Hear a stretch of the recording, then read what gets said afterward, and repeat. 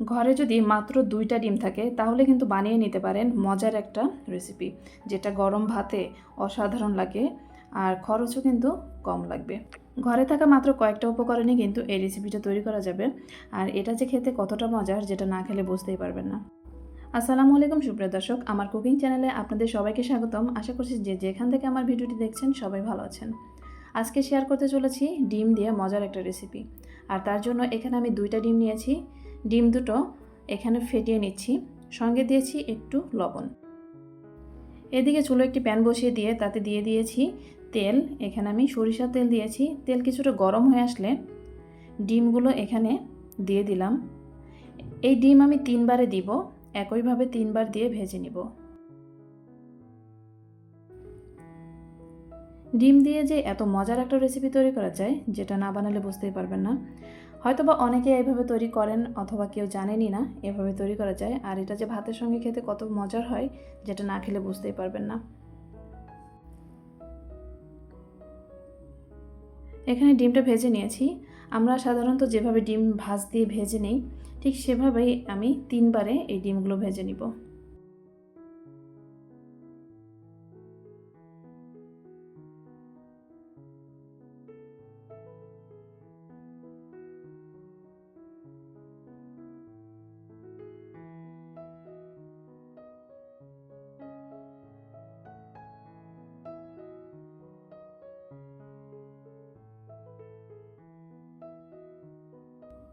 একইভাবে সবগুলো ডিমই ভেজে নিব।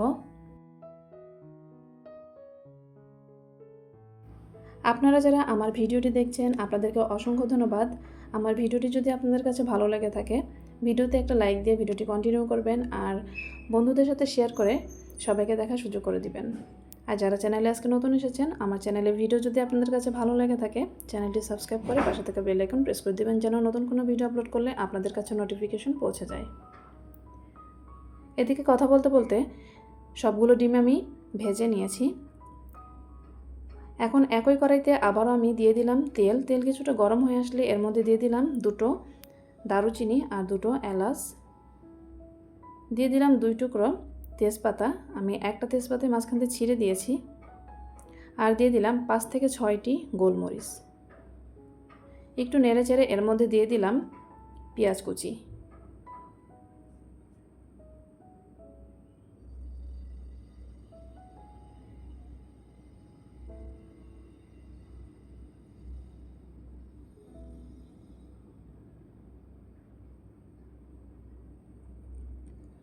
পেঁয়াজ কুচি দিয়ে একটু ভালো করে নেড়ে চেড়ে ভেজে নিব।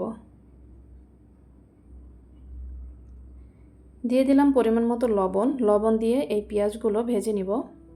যত সময় না পেঁয়াজ সফট হয়ে আসছে তত সময় ভেজে নিব।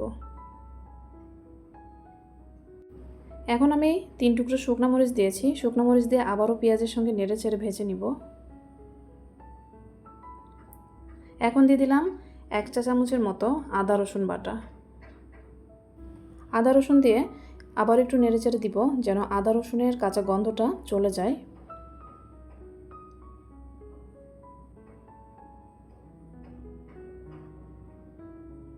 এখন দিয়ে দিলাম সামান্য একটু পানি। পানি দিয়ে একটু কষিয়ে নিব। দিয়ে দিলাম ধনিয়ার গুঁড়া 1/2 চা চামচের মতো, জিরার গুঁড়ো দিয়ে দিলাম 1/2 চা চামচের একটু কম, হলুদের গুঁড়া দিয়ে দিলাম 1/2 চা চামচের মতো, কয়েকটা ফালি করে কেটে রাখা কাঁচামরিচ দিয়ে দিলাম। এখন নেড়ে চেড়ে এই মশলাগুলো একটু কষিয়ে নিব।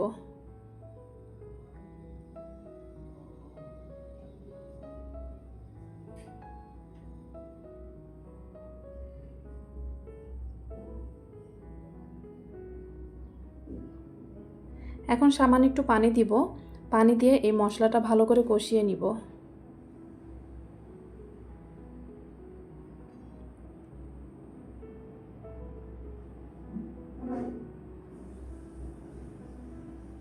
একটু ঢাকনা দিয়ে দিব। ঢাকনা দিয়ে এই মশলাটা ভালো করে কষিয়ে নিব। এদিকে যে ডিম ভেজে রেখেছিলাম, ডিমের 2 পাশটা ঠিক এভাবে কেটে সমান করে নিব। জাস্ট দেখার সৌন্দর্যে, তেমন কিছুই না। সমান করে কেটে নিব।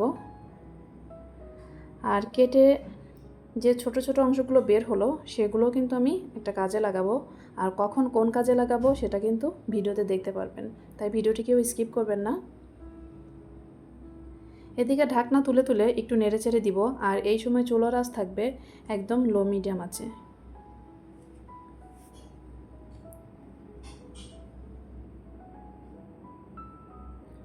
ভালো করে কষিয়ে নেওয়া হয়ে গেছে, এখন দিয়ে দিব পরিমাণ মতো পানি।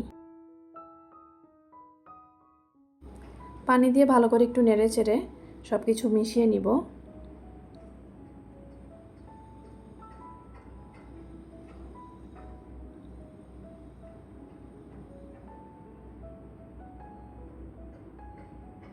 যখন পানি এরকম ফুটতে থাকবে, অর্থাৎ একটা বলক চলে আসবে, তখন এর মধ্যে দিয়ে দিব ভেজে রাখা ডিমগুলো।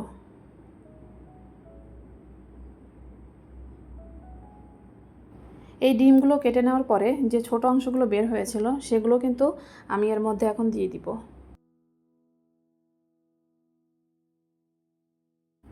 আর সবশেষে দিয়ে দিব এমন একটা জিনিস যেটা দিলে এর স্বাদ আরও অনেক গুণে বেড়ে যাবে। এখন একটু ঢাকনা দিয়ে ঢেকে দমে রেখে দিব প্রায় 5 থেকে 6 মিনিটের মতো। একদমই লো আছে এই রান্নাটা আমি করে নিব এখন।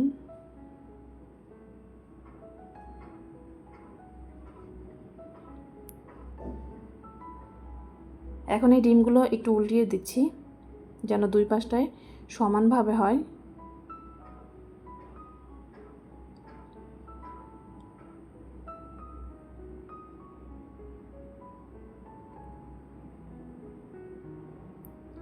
এখন দিয়ে দিলাম সেই উপকরণটা, সেটা হচ্ছে ধনিয়া পাতা।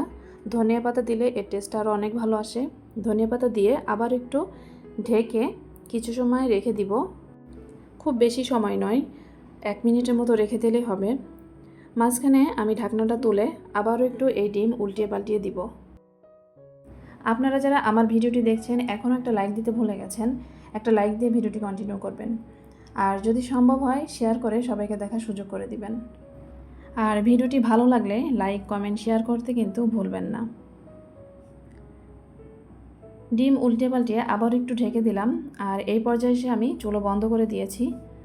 আর ঠান্ডা হওয়ার পরে ডিমগুলো আমি সার্ভ করে নিচ্ছি। গরম ভাতের সঙ্গে এরকম একটা খাবার কিন্তু সত্যিই অসাধারণ লাগে। চাইলে ট্রাই করে দেখতে পারেন। আর যারা কখনো এভাবে ট্রাই করেছেন তারা তো জানেনই এর টেস্টটা কেমন। যারা করেননি অবশ্যই ট্রাই করে দেখবেন কতটা মজার হয়। মাত্র 2টো ডিম দিয়ে এত মজার রেসিপি সত্যি অসাধারণ। আজকের ভিডিওটি এই পর্যন্তই। পরবর্তীতে আরও মজার মজার রেসিপি নিয়ে আপনাদের সামনে হাজির হব। ততদিন পর্যন্ত সবাই ভালো থাকবেন, সুস্থ থাকবেন। আল্লাহ হাফেজ। আসসালামু আলাইকুম ওয়া রাহমাতুল্লাহি ওয়া বারাকাতুহু।